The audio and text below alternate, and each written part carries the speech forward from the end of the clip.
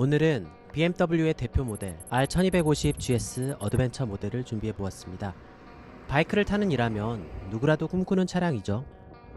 작년 1300GS의 출시로 이제 구형이 되어버렸지만 여전히 팔팔한 현역입니다. 1300GS가 얼마나 더 좋아졌는지는 모르겠지만 3일간 타는 내내 이보다 더 좋을 필요가 있을까? 1300GS 만들기가 얼마나 빡셌을까 하는 생각이 먼저 들더라고요. 장기간 오너로서 운용하신 분들은 저와 다르게 느끼실 수도 있겠지만 처음 1250GS를 타본 사람으로서 솔직한 감상과 후기를 정리해보고자 합니다.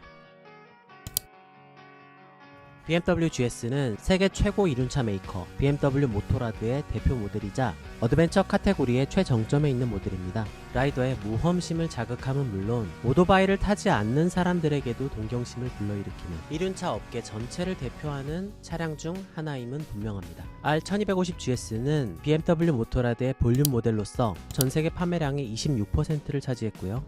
국내 판매량 역시 BMW 브랜드 전체 1등, 국내 리터급 이륜차 중 1등으로 3천만원 중반대 신차 가격을 생각하면 놀라운 판매 실적을 보여주고 있습니다.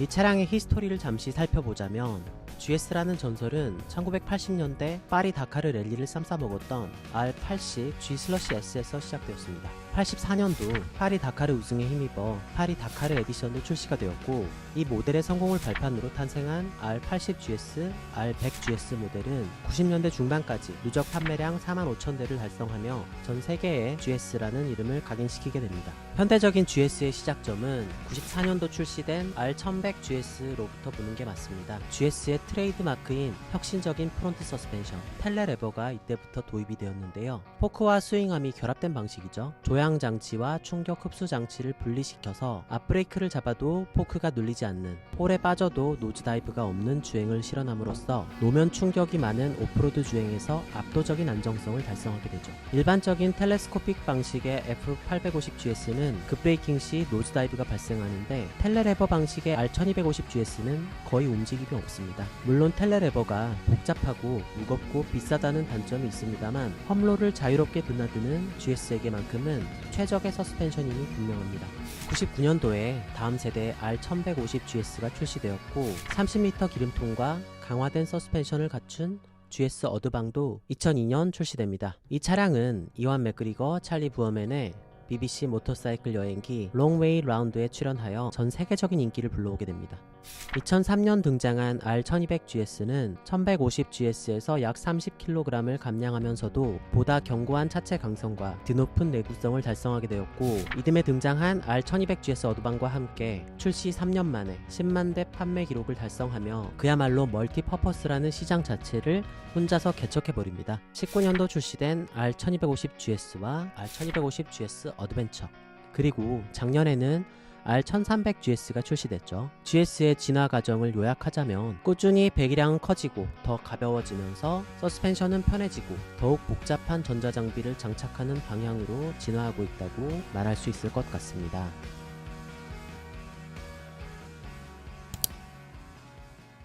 일단 타자마자 느낄 수 있는 이 차의 장점은 완벽한 밸런스를 꼽을 수 있을 것 같은데, 밸런스가 좋은 차들의 특징이 뭐냐면 처음 차를 타는 사람들도 다루기가 어렵지 않다는 거죠. 많이 가벼운 차는 아닌데도 달릴 때는 생각보다 가볍게 느껴지고 이 스로틀 감각부터 차의 움직임, 가속, 브레이킹, 코너링, 스탠딩 등등 라이딩의 모든 과정에서 대단한 안심감을 준다는 게 차를 타자마자 느껴지는 소감인데요. 저한테 이런 비슷한 느낌을 줬던 차는 홋카이도 투어를 함께 했던 혼다의 CB1300 슈퍼 볼도르가 유일했는데 R1250GS 어드벤처 역시도 따로 긴 설명이 필요하지 않는 지극한 안심감을 줍니다. 빠르고 편하면서도 내가 그것을 완전히 컨트롤할 수 있다는 자신감을 주는 차라서 매우 안전하게 탈 수 있을 것만 같은 그런 느낌을 주고, 아무리 초보자라도 딱 5분만 타보면 저와 비슷한 느낌을 받으실 것 같아요. 이 차의 완벽한 밸런스를 첫째 장점으로 뽑고 싶고,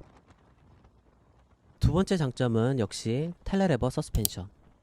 앞서 말한 안심감에 가장 큰 기여를 하는 파츠가 아마도 텔레레버 서스펜션이 아닐까라는 생각이 드는데, 급가속을 하거나 급브레이킹을 해도 이 자세가 흐트러짐이 없어요. 이게 물론 울퉁불퉁한 고조차가 계속되는 길을 달리면 굉장히 이질적인 움직임을 보이기는 하는데, 단지 노면 충격을 줄여주는 정도의 의미를 넘어서 안정적인 직진성을 확보하고 기민한 움직임까지도 어시스트를 해주는 개념의 서스펜션이라서 차를 좀 대놓고 험하게 타도 완벽하게 서스펜션이 지지해준다는 느낌이 들기 때문에 라이딩에 자신감이 붙게 됩니다. 그래서 내가 실제보다 잘 타는 것처럼 착각하게 되는 것 같아요. GS 타시는 분들이 GS를 타는 것만으로도 시트키 쓰는 거랑 똑같다고 하는 게 무슨 말인지 이제는 이해할 수 있겠더라고요.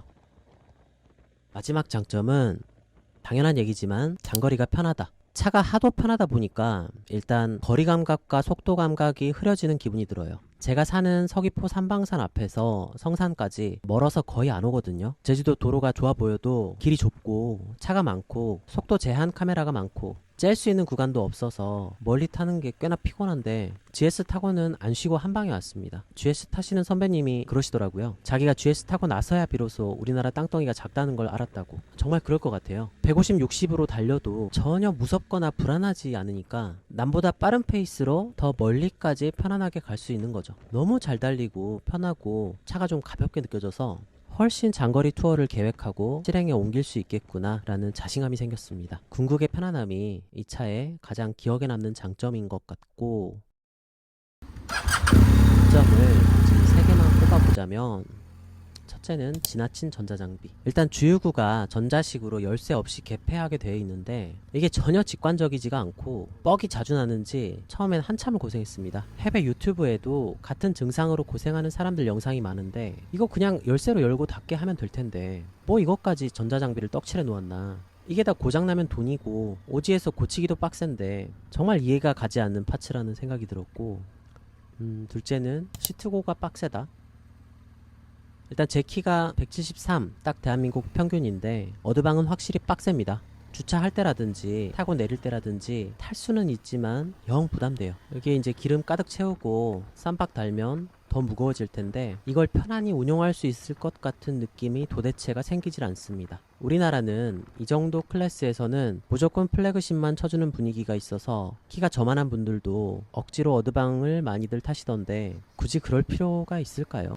여튼 제가 산다면 1250GS 노멀 버전을 살 것 같다는 생각이 들었고, 마지막으로 꼽아보는 이 차의 아쉬운 점은 타보고 나서야 알게 되는 점이지만 오직 장거리 투어에 특화된 모델이다. 올라운더는 아니라는 거죠.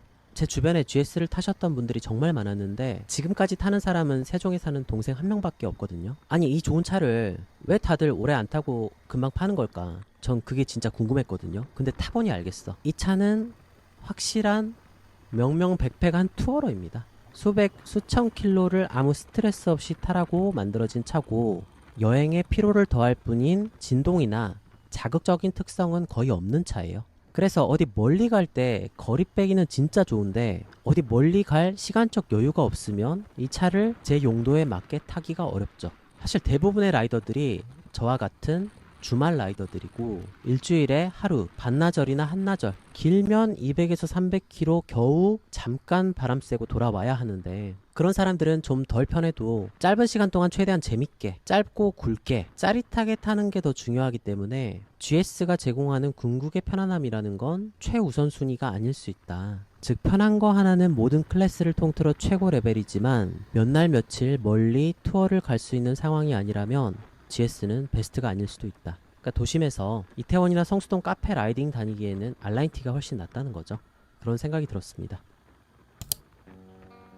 작년 말에 1300GS가 발표가 됐고 올해부터 판매가 시작됐죠. 지금 초기 물량 리콜이 들어가서 시장에 본격적으로 풀리진 않았다고 들었는데 R1300GS에서 제가 가장 주목한 옵션은 시트고 높낮이 조절 기능이었습니다. 키 작은 라이더들도 탈 수 있게끔 문턱이 낮아졌고 완전히 새로운 프레임으로 바뀌어서 조금 더 스포티한 라이딩이 가능해졌다고는 들었는데 구형 모델이 워낙에 좋았기 때문에 나머지 개선 사항들이 크게 와닿진 않았어요. 물론 또 신형을 타보면 바뀔 수도 있겠지만 지금 제가 느끼기로는 R1250GS만 타도 너무 좋다. 그러니까 그동안 GS를 타본 적이 없는 분들한테는 R1250GS만 타도 너무 좋다.